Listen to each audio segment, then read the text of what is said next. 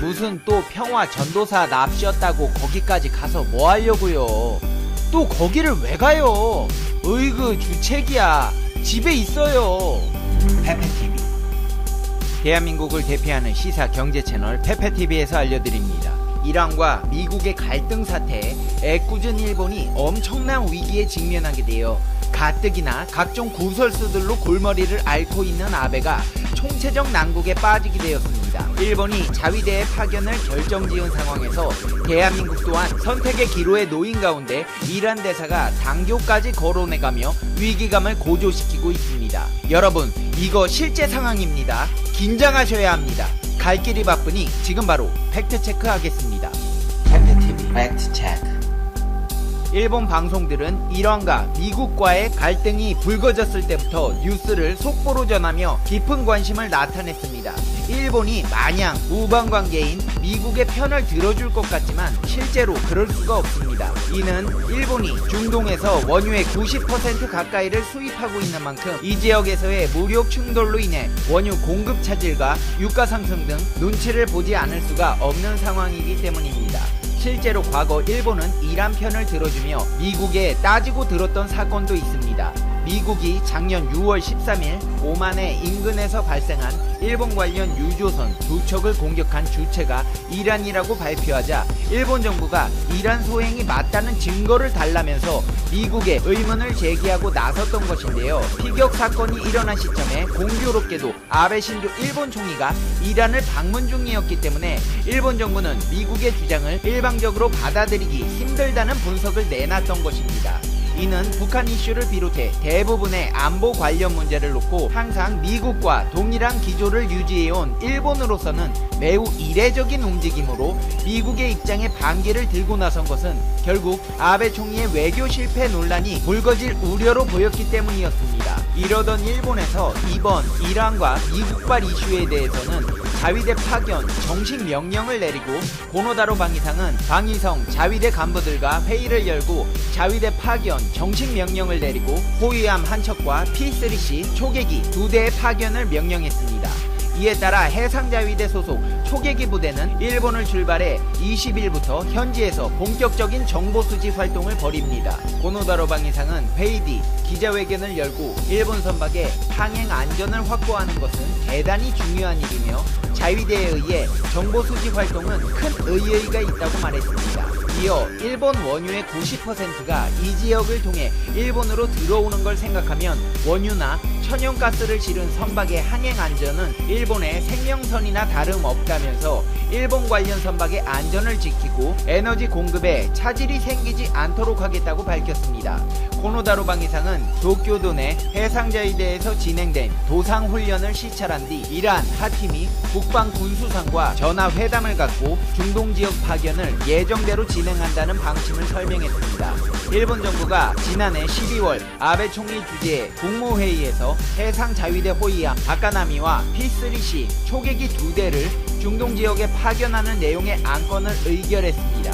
하지만 이번 자위대 파견의 전제 조건으로 명시된 부분을 살펴보면 원유를 수송하는 자국 관련 선박의 안전 확보를 위한 정보 수집 강화를 명분으로 한다는 점에서 이란의 눈치를 보며 미국 뒤에 서겠다는 아베의 전술이 나타나 있다는 것을 알 수가 있습니다. 또한 우호국인 이란과의 관계를 고려해 미국이 중심이 된 유지연합에는 참여하지 않고 독자 파견의 형태를 취하고 있습니다. 한마디로 싸우러 가는 게 아니라 자위대는 방위성 설치법의 조사 연구 임무에 근거해 호르무즈 해협으로 이어지는 오만만 아라비아의 북부 공해, 예멘 앞바다의 바브엘만 데브 해협 동쪽의 아덴만 공해에서 일본 관련 선박의 안전을 위한 정보 수집 임무를 수행하겠다는 것입니다. 호르무즈 해협에서 민간 선박을 호위하는 미국 주도의 군사연합에는 참여하지 않지만 자위대를 부근에 파견해 미국 요청에 어느 정도 응답하는 모양새를 보이는 것입니다.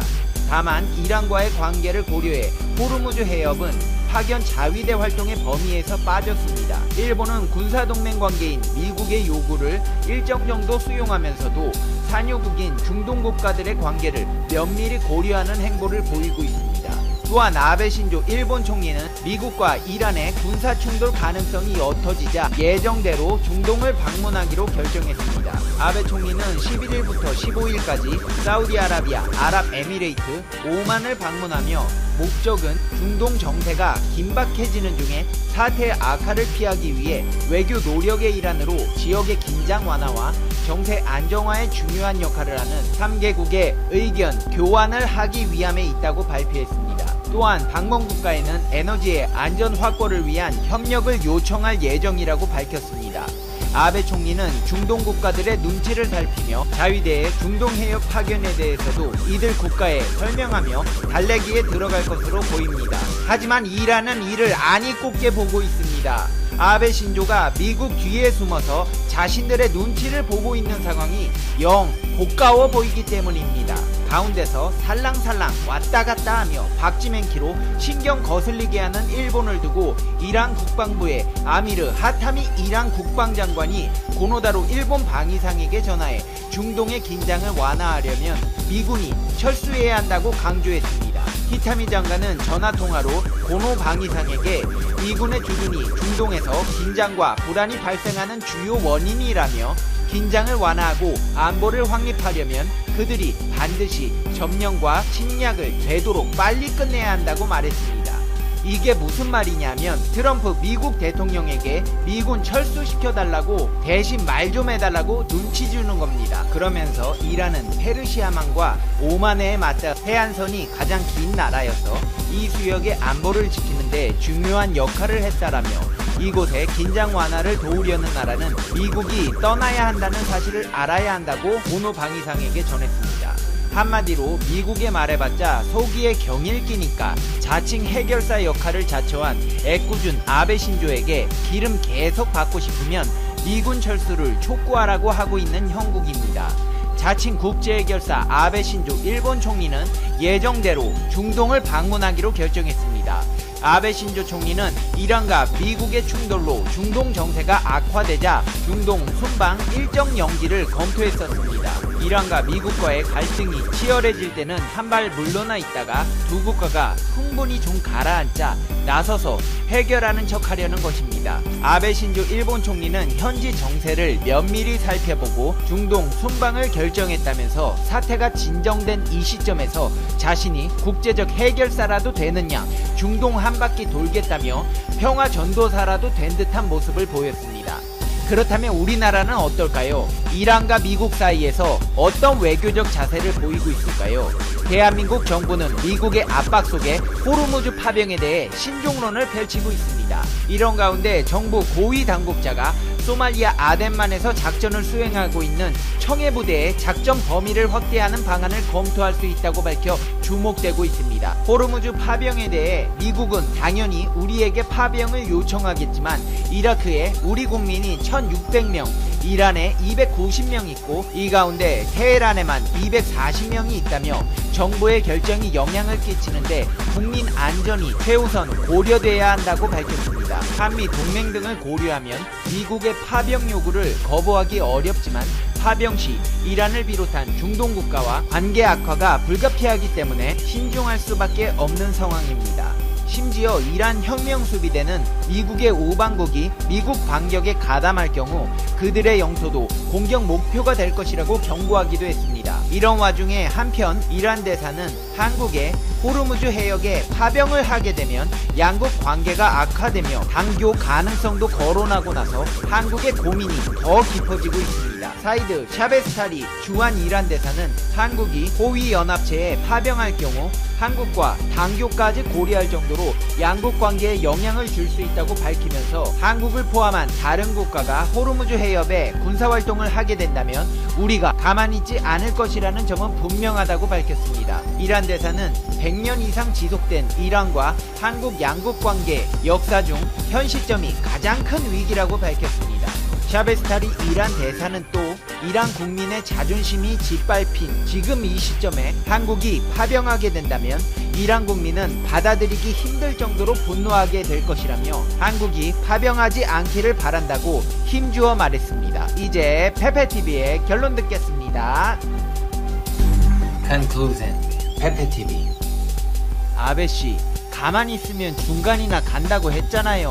무슨 또 평화 전도사 납치였다고 거기까지 가서 뭐 하려고요. 방사능을 비롯해서 지금 일본 내에도 문제가 심각한데 또 거기를 왜 가요?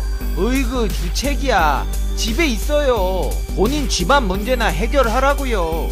일본이 지속적으로 우리나라에 피해주니까 그러는 거잖아요. 방사능, 석탄에 플라스틱 쓰레기들부터 방사능 화장품이랑 방사능 제품들 이번에도 한국에 팔아먹다 딱 걸렸더만. 진짜 아베씨 욜로네요, 욜로. 그래요, 한번 사는 인생 마음대로 사세요. 페페TV 시청자 여러분은 어떻게 생각하세요? 페페TV는 여러분의 생각이 궁금합니다. 댓글로 여러분의 생각을 남겨주세요. 여러분 새해 복 많이 받으세요. 새해 목표는 잘 이뤄가고 계신가요? 처음부터 너무 잘 안되더라도 걱정하지 마세요. 모든 것은 완벽하게 이루어지게 될 수밖에 없습니다. 일단 무엇보다 가장 소중한 건 바로 당신, 자기 자신이라는 걸 잊지 마세요. 살다 보면 챙길 사람도 많고 해야 할 일도 많아서 자신에게 소홀해지는데, 세상에서 가장 소중한 당신을 한때 부질없는 걱정과 고민들로 괴롭히지 마세요. 행복하기 위해서 불행했던 시간들을 의식적으로 버리세요. 어떤 아쉬움이나 후회가 남는다면 그 또한 내일을 살아가게 하는 인생의 경험일 테니 괴념치 마세요. 천천히 가더라도 포기하지 않는다면 언젠가는 도착할 수 있습니다. 어떤 속도로 걷던지, 하물며 잠시 멈춰가더라도 행복한 당신이 되기를, 가장 당신답게 살기를 응원하겠습니다. 2020년 새해에는 더 많이 웃고 바이러스 감염증을 완벽히 통제하고 있다는 분석이 나왔다. 베트남은 2달여간 신규 확진 환자가 한 명도 나오지 않았고 코로나19로 사망한 이는 전무하다. 외신들은 베트남이 진정한 승자라며 한국처럼 신속하고 광범위한 접촉 추적 시스템이 방역 성공을 이끌었다고 평가했다. 10일 베트남 뉴스통신에 따르면 베트남의 누적 확진자는 332명, 사망자는 0명을 집계했다. 특히 지난 57일 동안 지역 감염 사회 신규 감염은 한 건도 발생하지 않았다. 단 의료 수준과 경제력을 가진 것으로 평가되는 태국의 확진자와 사망자가 각각 3,125명, 58명이다. 더불어 베트남 인구는 9,600만 명으로 태국보다 2,600만 명이나 많다. 10일 베트남 VN 지수가 하락세로 오전장을 마감했다. 이날 오전 11시 30분 현재 VN 지수는 전장보다 12.22p 내린 855.15로 오전장을 마쳤다. 74종목이 올랐고 214종목은 내렸다. 한밤 미국 뉴욕 증시가 폭락하면서 VN 지수는 전날보다 25.52p 내린 841.85에 출발했다. 그러나 미국 뉴욕 증시 선물이 반등하고 시장 공포심이 붕틀 꺾이면서 저가 매수세가 유입, 낙폭을 다소 줄였다. 이날 오전 호치민거래소 거래액은 5주동으로 전날 대비 10% 증가한 것으로 집계됐다. 외국인은 호치민거래소와 하노이 거래소에서 총 50억동을 순매도했다. 외국인 매수 규모가 가장 큰 종목은 베트남 VN30 지수를 추종하는 ETF인 VN30 ETF 펀드다. 베트남에서 한국 투자자 거래가 가장 많은 종목이기도 하다. 업종별로는 대부분 약세를 보였다. 농림업, 대건, 식품, 음료수, 보험, 일반 제조, 숙박, 외식, 부동산, 은행이 하락했다. 상담 서비스, IT 기술, 소매는 강세를 보였다. 시가총액 상위 종목 10개 가운데 비에콤뱅크, 빈그룹, 빈홈, 비나밀크, 비에띵뱅크 등은 주가가 하락했다. 반면 BIDV은행, 사콤뱅크, 팟팟그룹 주가는 소폭 올랐고 페트로베트남가스와 태콤뱅크는 제자리 걸음했다. 한편 하노이증권거래소의 HNX 지수는 내린 114.5로 오전장을 마쳤다. 베트남 자동차공업협회의 최근 보고서에 따르면 지난 4월 1만 1,761대가 판매된 대비해 5월에는 총 1만 9,081대가 판매됐다. 하지만 하지만 5월 매출은 지난해 같은 기간보다 여전히 30% 낮았다고 베트남 자동차 협회는 밝혔다. 승용차는 판매량의 68%를 차지했고 나머지는 승용차와 다목적차로 구성됐다. 지난 5월 판매된 자동차의 42%가 수입차였다. 국내 제조업체 전하이가 매출을 31.4%를 차지하며 시장 선두 자리를 지켰고 토요타가 22.4%, 혼다가 14.6%, 포드가 10% 순이었다. 이래서 5월 전체 자동차 판매량은 전년 동기 대비 34% 감소한 79,396대를 기록했다. 토요타, 포드, 혼다와 같은 주요 자동차 제조업체들은 베이징과 싸우기 위한 정부의 명령에 따라 4월에 2주 동안 공장과 대리점을 폐쇄했다. 타인콩그룹은 연 매출 10억 달러를 올리는 베트남 굴지의 기업이다. 약 20년 전 중국산 트럭을 수입해 팔던 이 회사를 갑부의 대열에 올려놓은 건 자동차다. 전국의 판매망을 보유한 타인콩은 2011년 현대자동차와 합작해 자동차 조립 공장을 만들었다. 수입 자동차를 규제하고 국내 조립 생산을 장려하는 정부 정책까지 더해지면서 2018년을 기점으로 두 회사의 시너지가 폭발했다. 타인콩 현대차는 작년에 79,568대를 판매해 토요타를 제치고 베트남 1위 브랜드에 등극했다. 전년 대비 25% 증가한 수치다. 시장 점유율 20%에 육박한다. 타인콩 현대차의 스토리는 1970년대 현대차와 일본 미쓰비시가 맺었던 관계를 떠올리게 한다. 현대차는 미쓰비시를 기술 스승으로 삼아 독자 엔진을 개발하는 데 성공했다. 기술을 넘겨주지 않으려는 미쓰비시와 청출어람의 길을 가려 했던 현대차의 치열한 암투는 한일 양국의 기업사에서 가장 중요한 순간으로 꼽을 명장면이다.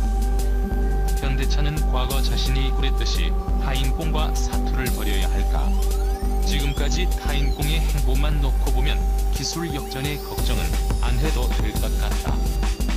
타인콩그룹은 자동차로 번 돈을 건설 부동산업에 투자하기로 결정했다. 이미 호찌민시에 3개의 아파트 단지를 건설했고 이달 말엔 다낭시 인근 해변에 신라 호텔 브랜드를 단 9층짜리 고급 호텔을 개장할 예정이다. 호텔 인근에 조성 중인 럭셔리 리조트도 37동에 달한다. 국영기업과 은행을 제외하면 베트남 주요 간판 기업들은 대부분 부동산으로 성장했다. 세계 1위인 빈그룹만 해도 리조트와 럭셔리 아파트 건설로 불을 쌓았다. 지난해 빈그룹이 계열사인 빈테스트를 통해 자동차 산업에 뛰어들고 스마트폰과 TV까지 만들겠다고 선언했지만 빈그룹은 여전히 부동산 재벌로 인식되고 있다. 빈테스트의 하이퐁 자동차 공장도 부동산 관점에서 봐야 한다. 해안공단은 엄청난 규모를 자랑하지만 이곳엔 빈테스트 공장 하나만 달랑 들어서 있다. 빈그룹이 BMW의 구형 모델을 빈테스트 브랜드로 둔갑시켜 판매하는 데 실패한다고 하더라도 향후 공단 분양을 통해 떼돈을 벌 것이라는 말이 심심치 않게 나오고 있다. 기업들의 부동산 쏠림 현상은 베트남 경제의 아킬레스건이다. 부동산에서 나오는 부는 경제 성장의 결과물일 뿐 성장을 위한 마중물이 아니라는 점에서다. 공장 부지의 가격이 오른 건 삼성전자 같은 해외 기업들이 저렴한 노동력을 활용하기 위해 앞다퉈 들어왔기에 가능했다. 리조트와 럭셔리 아파트의 가격 상승 역시 해외 관광객과 비즈니스맨들이 베트남으로 몰려온 덕분이다. 신종 코로나 바이러스 감염증은 이런 아킬레스건을 더 기약하게 할 것이다. 베트남 부동산을 지탱하는 핵심 중 하나는 관광산업이다. 국내 총생산의 약 6%가 관광업에서 나온다. 빈그룹의 캐시카우 역할을 해온 빈털 리조트는 사실상 대점유업 상태다. 계열사인 빈홈이 새로 지은 럭셔리 아파트들은 미분양 사태에 처했다. 부동산 및 레저 전문 그룹인 FSC의 올해 손실액은 8,400만 달러에 달할 것으로 알려졌다. 부동산과 관광산업의 붕괴가 위험한 이유는 그 파장이 금융으로 번질 수 있어서다. 부동산과 레저로 쉽게 돈을 번 베트남의 간판 기업들은 은행 대출을 이용하기도 쉬웠다. 은행들은 거의 10%에 육박하는 예대 마진을 누리며 떼돈을 벌었다. 그러나 19는 과거의 선순환이 지속될 수 있을지에 심각한 의문을 던지게 한다. 이 같은 위험성에도 불구하고 베트남 경제가 2009년 금융위기 때처럼 붕괴할 가능성은 낮다. 여전히 해외 자본 시장과의 연계가 낮은 데다 차이나 원을 고려하는 글로벌 기업들이 베트남으로 공장을 이전하려고 하기 때문이다. 중요한 건 베트남의 발전 속도다. 아킬레스건을 공격당한 베트남은 당분간 절름발이로 지내야 할 수도 있다. 리틀 타이거 베트남이 호랑이로 성장할 수 있을지에 관한 물음표는 여전히 유효하다. 베트남 경제가 활력을 찾기 위해선 관광산업의 부활이 필수적이다. 이를 위해 베트남 정부는 세이브테이븐이란 마케팅 전략을 펴고 있다. 10일 기준으로 베트남은 신종 코로나 바이러스 감염증으로 인한 사망자가 단 한 명도 발생하지 않았다. 2달 가까이 확진자 수도 제로다. 응이익선 베트남 총리는 최근 문화체관광부에 외국인 관광객을 위한 관광시설 재개방 계획을 세우라고 지시했다. 베트남 정부가 1차 목표로 세운 나라는 한국, 중국, 일본, 대만을 비롯해 아세안 소속 국가들이다. 겨울 시즌인 올 4분기부터 시행할 수 있도록 준비한다는 게 베트남 정부의 계획이다. 방식은 간단하다. 대형 위락시설을 갖춘 기업을 지정해 철저한 검역 아래 해외 관광객을 받도록 하겠다는 것이다. 관광객들은 2주간 격리 의무가 없고 골프장 등 리조트 내 모든 시설을 자유롭게 이용할 수 있다. 계획대로만 된다면 한국에 잠재된 해외여행 수요가 베트남으로 몰릴 수 있다. 지난해 베트남을 방문한 한국인은 429만 명에 달한다. 주 베트남 한국 대사관은 이달 30일 2020 밋 코리아